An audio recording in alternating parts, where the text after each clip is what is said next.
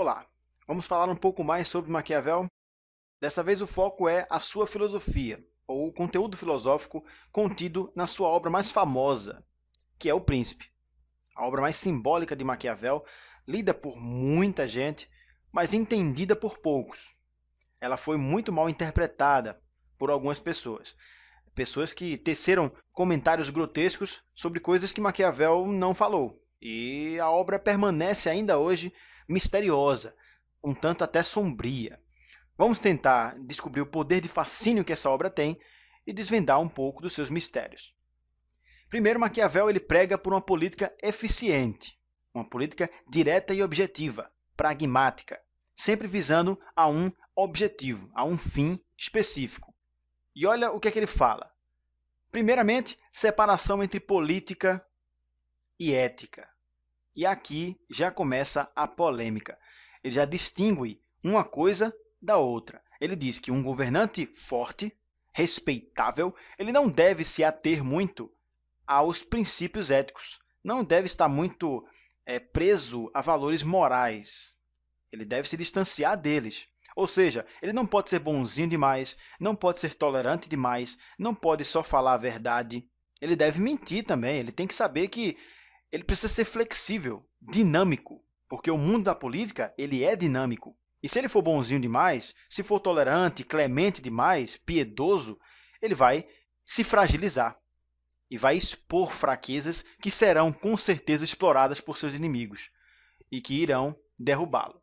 E também temos que levar em consideração o contexto em que essa obra foi escrita, em que O Príncipe foi escrito, ou seja, dentro de uma Itália fragmentada, politicamente fragmentada. Uma Itália que não existia enquanto nação, não havia poder central. Maquiavel queria muito isso, que houvesse esse poder central. Maquiavel queria que a Itália se unificasse. Mas para conseguir unificá-la, somente um governante fortíssimo, que tivesse virtude e que soubesse separar política de ética, ou seja, um governante que não estivesse atrelado a valores éticos ou mesmo religiosos. A religião, ela meio que engessa o ser humano. Ela faz com que você se comporte de acordo com determinados princípios e valores. Então não dá. A política ela exige que o soberano se adapte às circunstâncias. E um cara que é religioso demais não vai conseguir. Portanto, ele tem que se desprender, esse tal bom governante, da ética e da religião. Veja o que Maquiavel fala a respeito disso. O homem que deseja professar o bem por toda parte, é natural que se arruíne, veja só. Entre tantos os que não são bons. Veja que interessante. E o quanto é polêmica essa afirmação. O homem que deseja professar o bem, ou seja, o cara que é bonzinho demais e que prega o bem por toda parte, ele vai se arruinar, meu amigo. Porque a maioria das pessoas não são boas. Ou seja, na política, sobretudo, a maioria do pessoal não presta. E se você for bonzinho demais, vai acabar tombando, vai acabar sendo aniquilado por essa maioria. Veja que é uma afirmação forte, muito forte e verdadeira, mas é polêmica. De fato, numa época em que a Igreja Católica ainda conserva o seu poder, ela não vê com bons olhos isso aqui não. O cara está falando que não se deve pregar o bem por toda parte, coisa que vai de encontro à Igreja Católica. Também por isso, a Igreja Católica acabou banindo a obra O Príncipe do público. Não é difícil de entender por quê. Maquiavel, de vez em quando, bate de frente com ela, com a Igreja Católica, e seus valores. Maquiavel também valoriza mais o parecer do que o ser. É bom frisar, grifar isso aqui.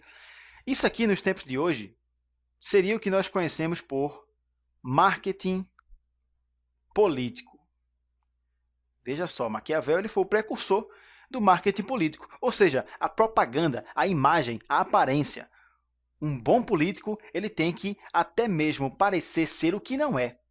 O cara pode não ser bom, pode não ter tanto caráter assim, ele pode não ser um cara muito tolerante, ele pode não ser um cara religioso, mas ele precisa parecer tudo isso, porque isso é bom para a sua imagem. O povo vai respeitar você mais.